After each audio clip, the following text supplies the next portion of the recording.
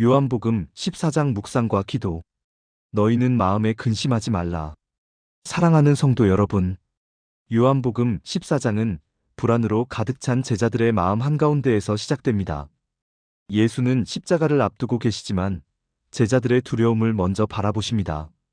예수는 말씀하십니다. 너희는 마음에 근심하지 말라고 말씀하십니다. 이 말씀은 상황이 괜찮다는 말이 아닙니다. 근심할 이유가 없다는 뜻도 아닙니다. 예수는 근심 속에서도 흔들리지 않을 기준을 제시하십니다. 하나님을 믿으니 또 나를 믿으라고 말씀하십니다. 믿음은 문제의 제거가 아니라 중심의 이동입니다. 예수는 떠남을 말하시면서 동시에 거처를 준비하신다고 말씀하십니다. 이별의 선언 속에 약속을 숨겨두십니다. 떠남은 관계의 단절이 아니라 더 깊은 연합을 위한 과정입니다. 예수는 아버지 집에 거할 곳이 많다고 말씀하십니다. 이 말씀은 공간의 넉넉함을 말하는 것이 아닙니다. 하나님 나라 안에서 우리가 배제되지 않는 존재임을 선언하는 말씀입니다. 예수는 다시 오겠다고 약속하십니다. 제자들을 고아처럼 버려두지 않겠다고 말씀하십니다. 신앙은 혼자 버티는 삶이 아니라 함께 붙들림 받는 삶입니다. 도마는 묻습니다. 어디로 가시는지도 모르는데 그 길을 어떻게 알겠느냐고 말합니다. 이 질문은 무지의 고백이 아니라 솔직한 갈망입니다. 예수는 대답하십니다. 나는 길이요, 진리요, 생명이라고 말씀하십니다. 예수는 길을 가르치지 않으시고 자신을 내어주십니다. 길은 정보가 아니라 인격입니다. 진리는 개념이 아니라 관계입니다. 생명은 소유가 아니라 연결입니다. 빌립은 하나님을 보여달라고 요청합니다. 보여주시면 족하겠다고 말합니다. 그러나 예수는 이미 오래전부터 하나님을 보여주고 계셨습니다. 예수는 말씀하십니다. 나를 본 자는 아버지를 보았다고 말씀하십니다. 예수는 하나님을 설명하는 분이 아니라 하나님을 드러내는 분입니다. 예수는 제자들이 자신보다 더 큰 일을 하게 될 것이라고 말씀하십니다. 이 말씀은 인간의 능력에 대한 과장이 아닙니다.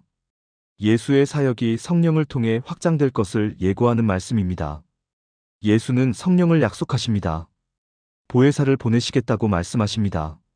성령은 임시적인 위로가 아니라 영원히 함께 하시는 분입니다. 성령은 제자들 안에 거하십니다. 밖에서 돕는 분이 아니라 안에서 이끄시는 분입니다. 신앙은 외적 지시보다 내적 동행으로 깊어집니다. 예수는 평안을 약속하십니다. 세상이 주는 평안과는 다른 평안을 주신다고 말씀하십니다. 이 평안은 환경이 아니라 관계에서 흘러나옵니다.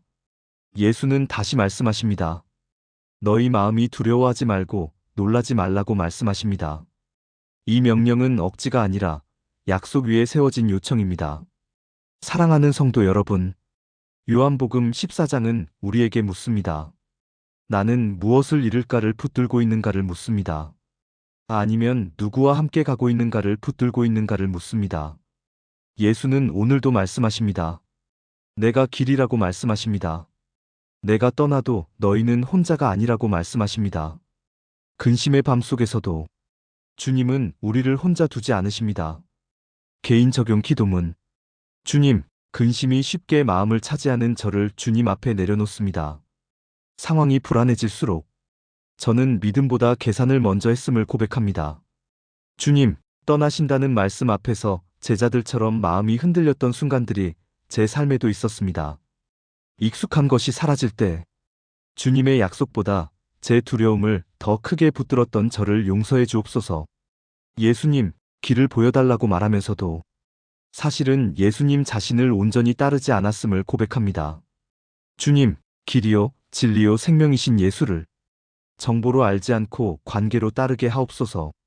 주님, 혼자 버티려 하지 않게 하시고 보혜사 성령과 동행하는 삶으로 저를 이끌어 주옵소서. 성령께서 제 안에 거하신다는 약속을 지식이 아니라 실제로 신뢰하게 하옵소서.